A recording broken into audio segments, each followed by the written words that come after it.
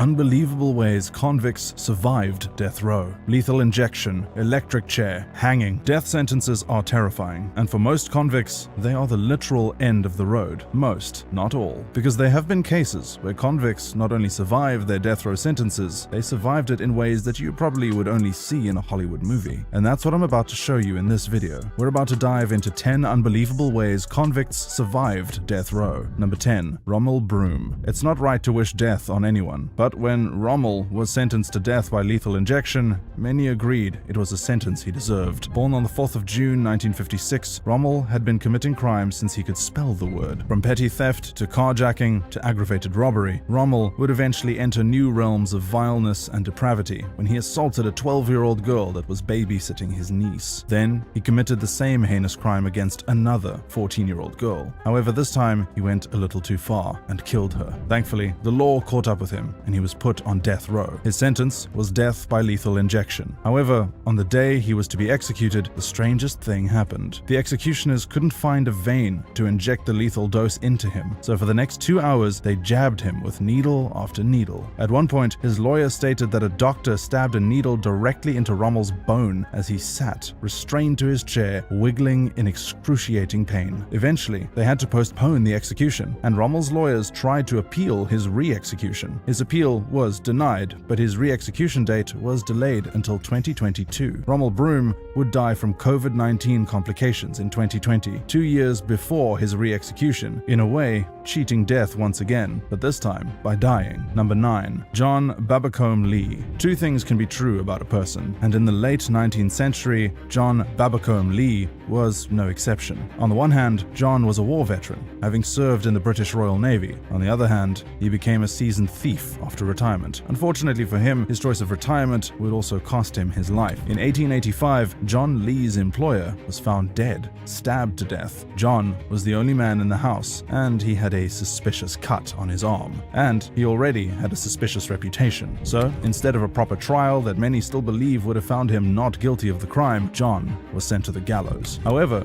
on the day of his execution, they tried to make John hang 3 times, and each of those 3 times, the trap door on the scaffold refused to open. Even after they checked it and tried it without him and it worked, the moment he was placed back on the gallows, it stopped working. Eventually, everyone present began to feel like they were participating in some mental torture experiment. The medical officer got tired and refused to continue, and John Lee's sentence was eventually commuted to a life sentence, and after years and years of appeals, he was eventually released in 1907. Number 8. Willie Francis. The story of Willie Francis is one of those stories that is bound to make your blood boil. Why? Well, because it happened in a time of racial injustice. Willie Francis was sentenced to death by electrocution for a crime he did not commit. In 1944, Andrew Thomas, a pharmacist in Louisiana, was shot and killed, and his murder remained unsolved for 9 months until Willie Francis was arrested in Texas for a different crime. According to the police, Willie was carrying the pharmacist's wallet in his pocket. However, the crucial evidence was not submitted during the trial that would follow. There were so many inconsistencies in the claims that the police made that by the time the trial was through, you could clearly see how racially motivated the whole thing was. Eventually, on the day of Willie's execution, he was sitting in the chair when all of a sudden he began screaming, "Take it off, let me breathe." It turned out that the electric chair had not been properly rigged because the guard in charge was drunk when he set it up. So instead of killing Willie, it was just sending volts of electricity through his body that fried him without taking his life. When Willie was eventually released, he tried to appeal for his freedom. Sadly, his appeal was rejected and was eventually re-electrocuted to death a year after,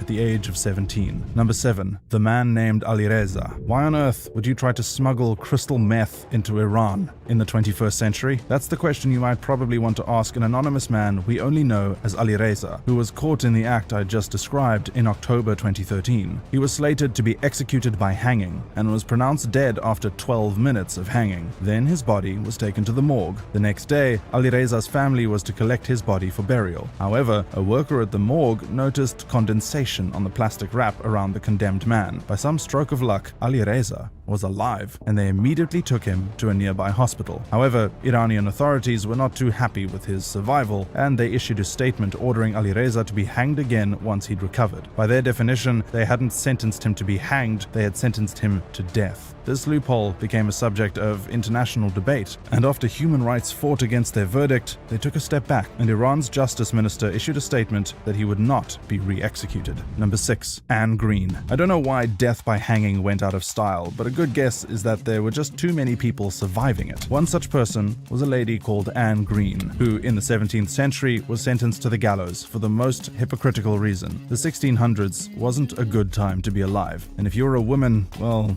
then let's just say you had more points taken from you. What's worse, Anne Green had the misfortune of being a domestic servant during this time period. One day, she was impregnated by her master's grandson, and after the usual 9 months, the child was stillborn. When Anne tried and failed to hide the dead baby, she was convicted of infanticide and sentenced to death by hanging. And this is where things get really interesting. After she was violently hanged, the doctors still found a pulse and proceeded to pull out all the medieval stops possible, including giving her a tobacco smoke enema. She recovered fully, and the judge came to agree that her survival was a sign from God that she was innocent. I don't know about you, but I think it would have been nice if the sign came a little earlier. Anyway, Anne went on to have a happy life. She got married and settled down with her kids. She even kept her coffin as a souvenir. Number 5. Zoleka Kadkoda. Without laws, society will collapse, and that's why they exist, to maintain order. With that established, there are some laws that just shouldn't exist. And in Iran,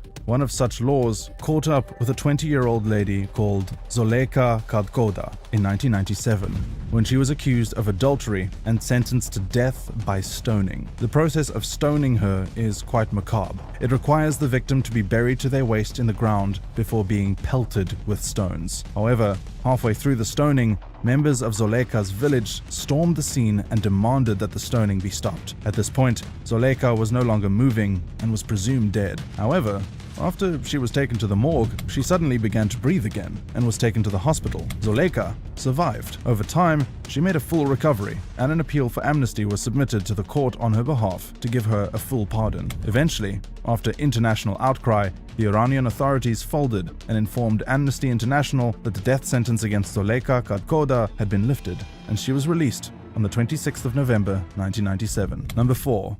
William Duell. This is another case of a botched hanging that happened in 1740 to a 17-year-old named William Duell. He was convicted of being an accessory to the assault of Sarah Griffin in England and was sentenced to death. On the 24th of November 1740, he, along with 4 others, were hanged in Tyburn. And to show you that the executioner really meant business, William's body was left to hang for at least 20 minutes. At the time, hanged criminals were taken to an anatomy theater, where their bodies would be cut up and dissected for medical training. However, when William's supposedly dead body was stripped and laid bare on a cutting board, the student tasked with dissecting him noticed that the young man was still breathing, slowly. Within minutes, his breathing had gotten quicker, and 2 hours later, he was able to sit upright. William had survived. Later that night, he was sent back to prison, and the days that followed, they realized that the young man could not even remember being hanged. When the public got to hear of his case, they rallied behind him and protested for his freedom. Eventually, the authorities agreed, and instead of a death sentence, he was exiled to Boston, where he lived a full life, dying at the age of 85. Number 3. John Half-Hanged Smith. This is the last case of a botched hanging on this list, I promise. And it's also the most bizarre, because the convict, John Half-Hanged Smith, will probably make you believe in magic with how much he survived his execution. John was a veteran of the 15th and 16th century. He had served in the British Navy,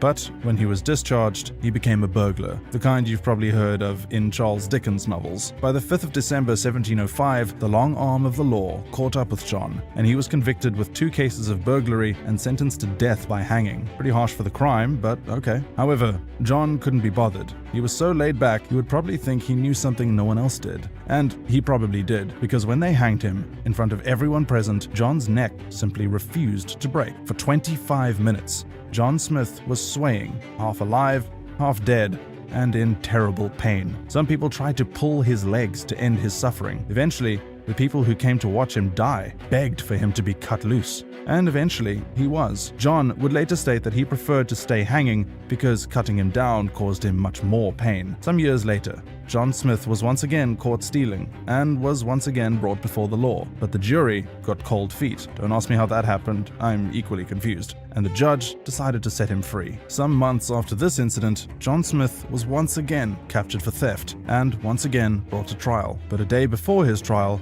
the prosecutor died, and once again, John was set free. It wasn't until 1727, when he was 66 years old, that the law finally grabbed him by the throat. However, instead of death, he was exiled to the state of Virginia, which at the time was the equivalent of death for a man his age. Number 2. Doyle Ham. If anyone ever told you that lethal injection is the most humane way to take a convict's life, show them the story of Doyle Ham. You could say that Doyle Ham was destined for his fate. He was born the 10th of 12 kids. 6 of his older siblings had spent time in jail before he could even walk, and his father was a hardened criminal. So it wasn't surprising that Doyle took the dangerous road of crime through his life. Unfortunately for him, a robbery gone wrong that led to the death of a clerk resulted in his own arrest when he was just 20. The year was 1987. Later that year, he was sentenced to death by electrocution in Oklahoma. But you know how these things go. Legal drama and appeals delayed his sentence until electrocution was no longer fashionable in Oklahoma. Lethal injection was adopted.